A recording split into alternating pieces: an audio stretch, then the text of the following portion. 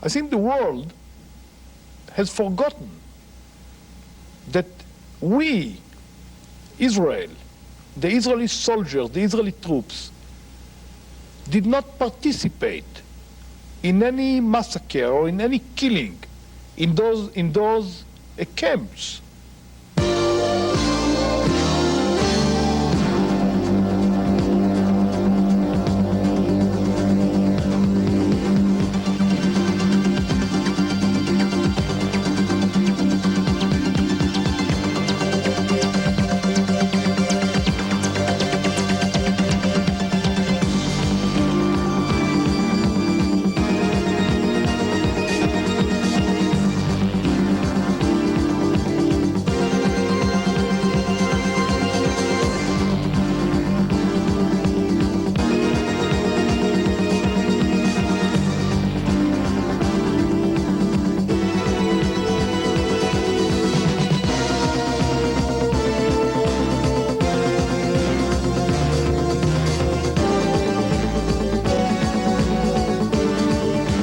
During the past year, Ariel Sharon has emerged as one of Israel's most controversial political figures.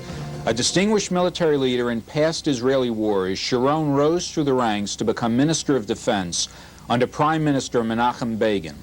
On June 6, 1982, Sharon led Israeli forces into Lebanon in an attempt to rid the region once and for all of PLO terrorists who were using the strategic position to launch raids into Israel. The Israeli army managed to cripple the PLO, killing hundreds of guerrilla terrorists and pushing thousands more out of Lebanon. But Sharon's military victory over the PLO was soon overshadowed by a political battle that would ultimately lead to his ouster as defense minister. Israel allowed Lebanese Christian forces into the camps, where they massacred Palestinian refugees. Questions arose about Israel's judgment concerning this episode. An inquiry commission was formed, and after months of investigation, a report was handed down with the recommendation that Sharon resign. Moshe Aarons, Israel's former ambassador to the United States, whom I interviewed last season on Israeli Diary, was chosen as his successor. I interviewed Ariel Sharon at an Israel Bond conference held at the Hilton Hotel in Jerusalem shortly before publication of the report. This was his last in-depth interview as Israel's Minister of Defense. Minister Sharon, Israel has won another military victory in Lebanon. And yet it seems that the American pressure for concessions begins almost immediately. And the pressure is not for normalization. The pressure is not really for security, but the pressure is for withdrawal. And obviously, withdrawal would prevent Israel from accomplishing the military victory that it had. Why do you think that America persists and is so quick to apply this pressure on Israel? I think that the American approach at the present time is to link the solution in Lebanon with the one in Samaria, Judea, and the Gaza district, which is not according to the autonomy plan, which has been agreed at Camp David. Personally, I believe it's a mistake, because in Lebanon, there are common interests. Lebanon, Israel, and the United States got the same interest in Lebanon. While in Samaria, Judea, and Gaza, no doubt that there is a deep difference in approach between the United States and Israel. Not about the previous plan, the autonomy plan, which has been agreed between the United States, Egypt, and Israel then, but when it comes to the new American plan. The Reagan plan. Yeah, the Reagan plan. So you definitely feel the Reagan plan is different from the autonomy plan contained in the Camp David peace accords? No doubt, entirely different plan. Because I'm sure you've heard ex-President Carter and his former Secretary of State Vance say that in their opinion the Reagan plan is absolutely compatible with Camp David. We learned carefully both plans, and they are entirely different plans. And the Reagan plan It's not an immediate Palestinian state, but it is a corridor to a Palestinian state. And we made it very clear that we cannot accept and we will not allow a second Palestinian state, because there is a Palestinian state in Jordan, which is part of Palestine, part of the land of Israel until 1922, and consists of 75% of the total area of Palestine. And the first partition, as you know, took place in 1922 in order to solve the problem of the Hashemite kingdom.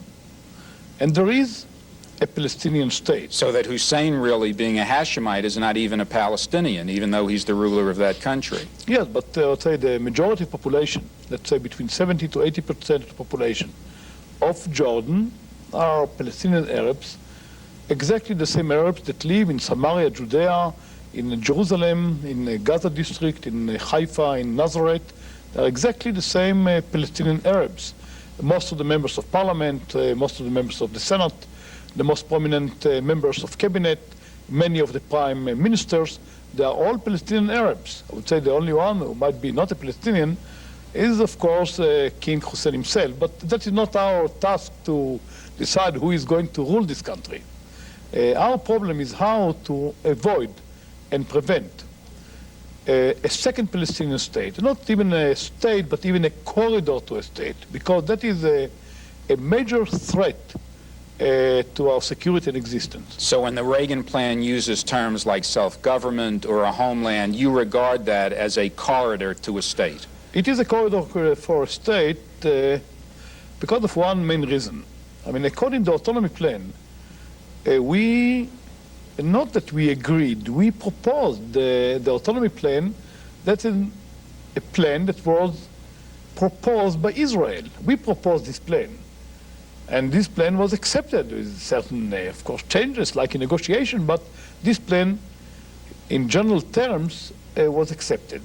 And this plan said it very clearly that we speak about autonomy to the inhabitants of Samaria, Judea, and Gaza district.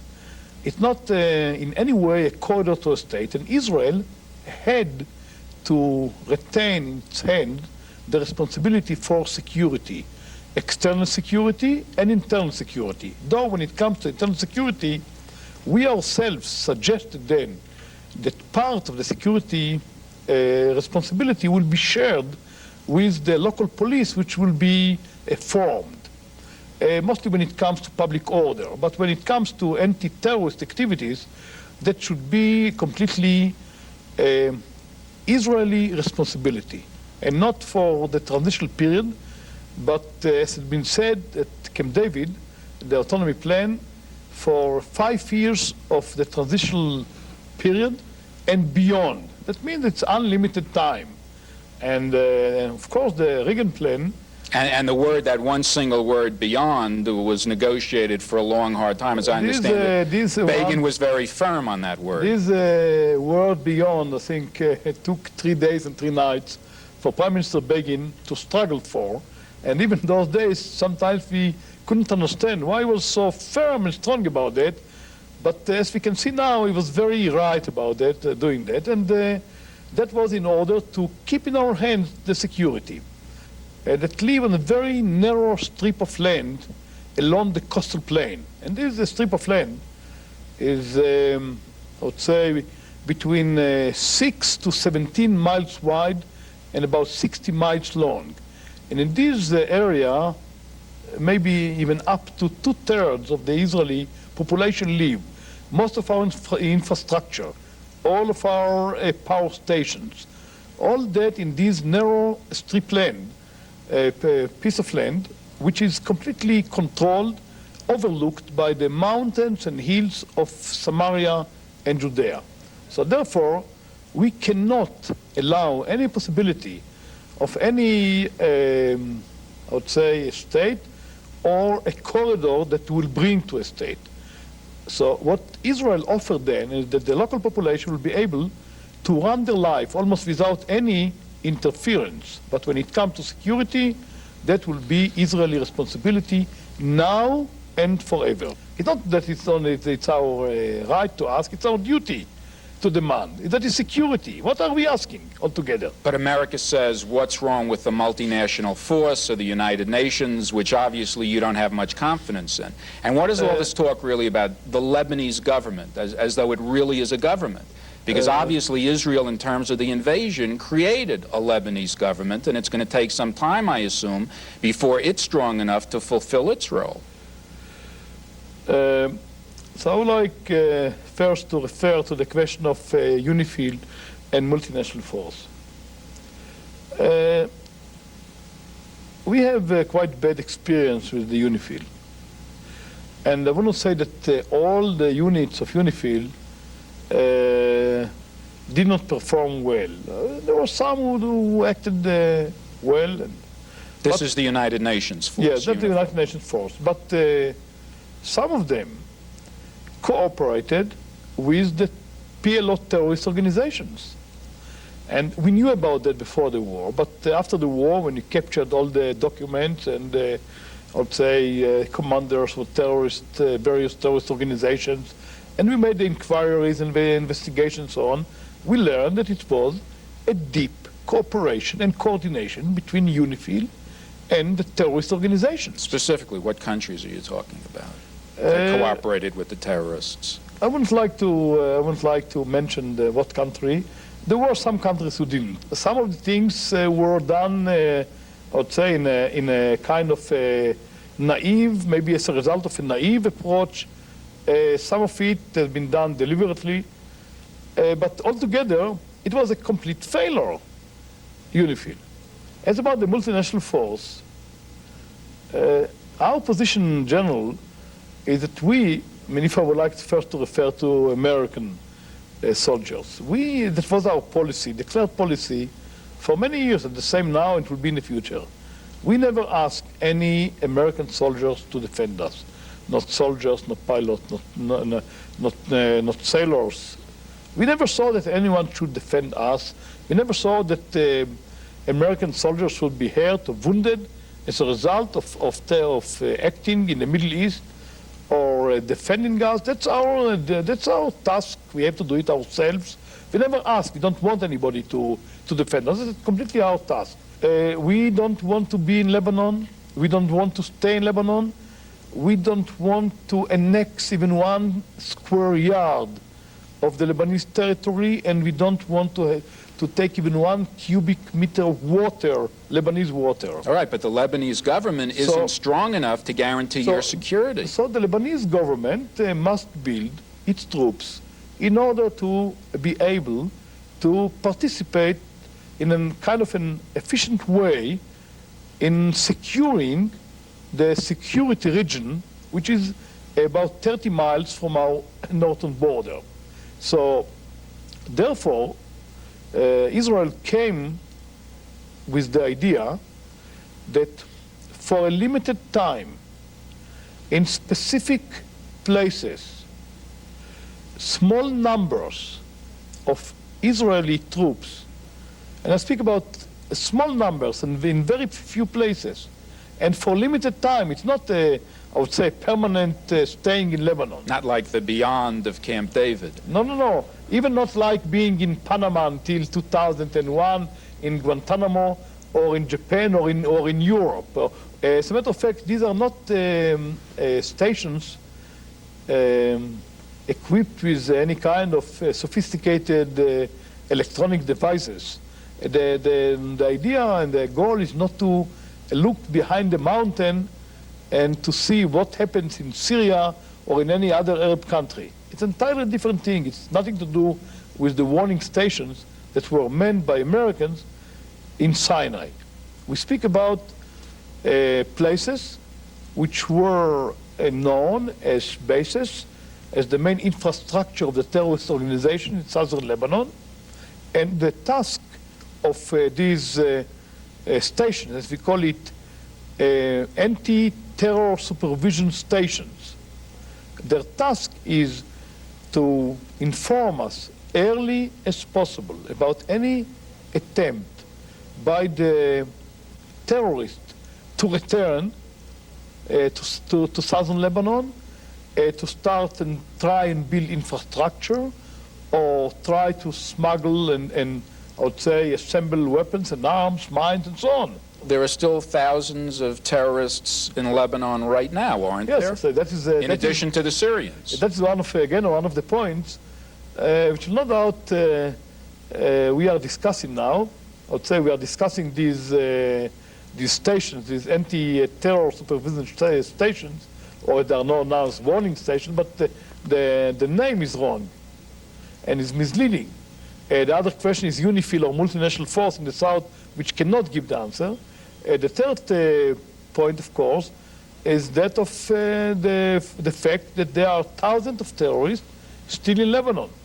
About 8,000 in Tripoli, northern Lebanon, and in Baalbek, and in the Bekaa, which is the valley of Lebanon, the valley between Lebanon and Syria. There are about 8,000, and there are some hundreds that managed to return to Beirut. And they are acting now, and I would say using, and I'm sure completely that without the will and the knowledge and the information, and it's against the will, no doubt, of the multinational force. But as a fact, the multinational force in Beirut gives them a kind of a barrier, and they are reorganizing themselves in the terrorist sections of West Beirut, and they are those who are starting to act now, crossing the American lines, the French line, the Italian line, trying to attack our troops and sometimes other Lebanese. And therefore, we don't believe that the answer can be multinational force or UNIFIL. It serves American interest, because I think it's very important American interest to have this strategic foothold in Lebanon. But if the situation will come to that degree that Americans will be hurt by the terrorists, and that may happen. I can assure you one thing, they are not going to be hurt by Israeli soldiers. This tension is completely artificial. As between Israeli soldiers and American soldiers. Yeah, that's completely artificial. That's not going to happen. But they may got hurt by terrorists with the time. And then, I would say, knowing something about the American public opinion, I believe that the demand will be to take them home immediately. No doubt about it. And then the United States will lose very important foothold, very important, in the Middle East, and that Beirut. So it's not, I would say, Israeli interest. It's a common interest. In other words, the Israeli troops are not going to leave until you're satisfied that all the terrorists have left Lebanon. Yes. Though, yes, my answer is positive. That is the answer. And though Israel is very strong in its desire to bring its troops home, we would like to bring our soldiers home. But one must understand that when it comes to priorities, the first priority is still the security arrangement.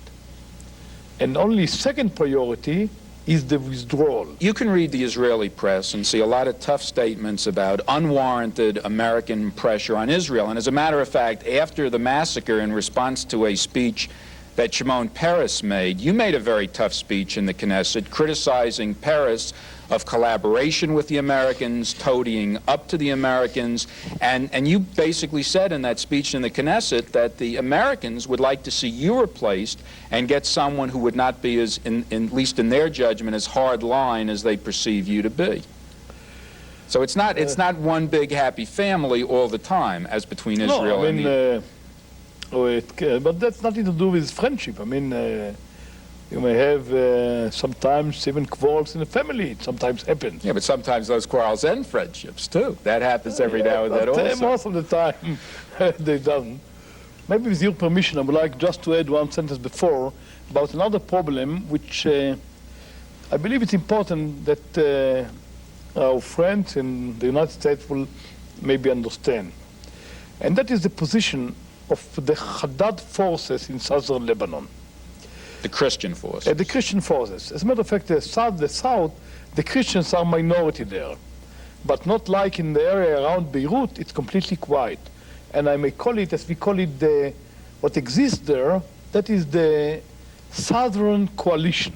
There is a Southern Coalition where all of the Christians and Muslims are cooperating, and as a matter of fact, it's quiet there. When we said that, and you asked this question, are the Lebanese troops or the Lebanese army units are ready to take over? To guarantee you security. And I said that not yet. But still in the area, there are troops that were fighting the terrorists for years and years, together with us. And these are the Haddad forces who were fighting for their lives. And these are very friendly troops, very efficient, with a lot of experience. As a matter of fact, they are very loyal Lebanese citizens. But for 7 years, almost 8 years, we were the only ones who came to rescue the Christians in Lebanon, where they were massacred.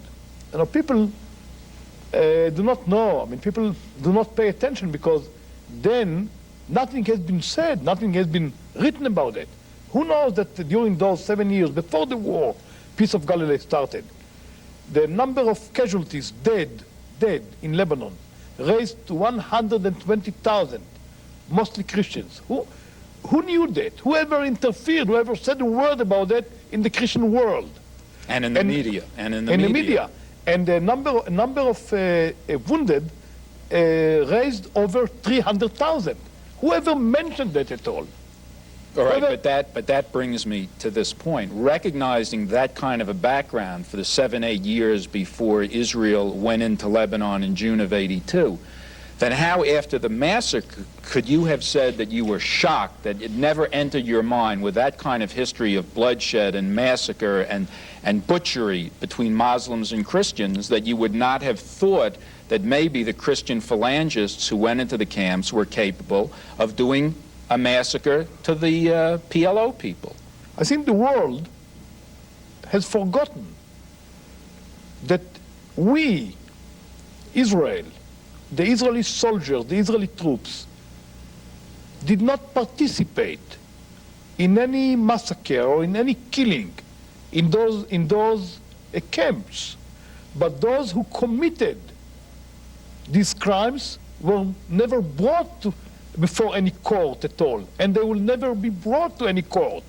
And the only ones who are investigated, it's only ourselves. But I think that it's important to know that no Israeli soldier participated or took place in these terrible things that happened. All right, but the criticism is that you allowed the Christian phalangists to go in, and that you should have been aware that what did happen could have happened. You know, it's hindsight. We had a lot of experience with the Christian, what we call the Lebanese forces, the Lebanese forces, and they were acting, I'd say, since the Peace of Galilee operation, in several places, and we knew from our experience that when they are acting, I would say, not together, because we never mixed our soldiers in their units. But when they are acting in, I would say, certain coordination with the Israeli Defense Forces, they always behaved as soldiers. But I'm not blaming anyone. The only thing which is important for me is to repeat again and again that those who committed these crimes were never brought to court and will never be brought to court. To your knowledge, were any of Haddad's men involved in that massacre? No, they were not. They were not. Let me ask you a general question, Mr. Minister, about Zionism, because obviously there's a difference in the Zionism of a Jabotinsky and a Begin as compared to the Zionism of a Chaim Weizmann and David Ben-Gurion. From the standpoint of an American Jew, an American Jew living in New York who loves the state of Israel, who writes a check once or twice every year to the United Jewish Appeal, who visits Israel every year, but who has absolutely no intention of ever coming to Israel to live permanently. It is a wonderful country. All right, all right. Is such a Jew, in your opinion, can such a Jew call himself a Zionist? I believe that a Zionist. Yes or no? Look, it's a hard question, you know. It's a hard question. President Navone said no. He said Navone said that such an American Jew is a good Jew. He's a friend of Israel, but he is not a Zionist. To be a Zionist, the bottom line is you must intend to make Israel your home. I believe that the main idea of Zionism is to come over here to this country, to build this country, to live in this country, to defend this country in case of need. That is the goal, the purpose, the target of Zionism. That's what brought my grandfather here. That what brought my mother here when she left her medical school on her 4th year of medicine and came here and became a member of a cooperative farm. Where had she come from, your mother? She came from Russia, and she left her a school of medicine in the 4th year in order to come here and I would say to cultivate the land in the land of Israel. She came over here more than 60 years ago. She is still farming. She lives on a farm where I was born there. And she left everything behind and all the dreams that she had. And she came here because that was the real dream. And that's what Zionism is really all about, still, in your opinion. Zionism, I would say, is coming to Israel, living in Israel, building in Israel, settling in Israel, and so on. Mr. Sharon, thank you very much. Thank you. Thank you.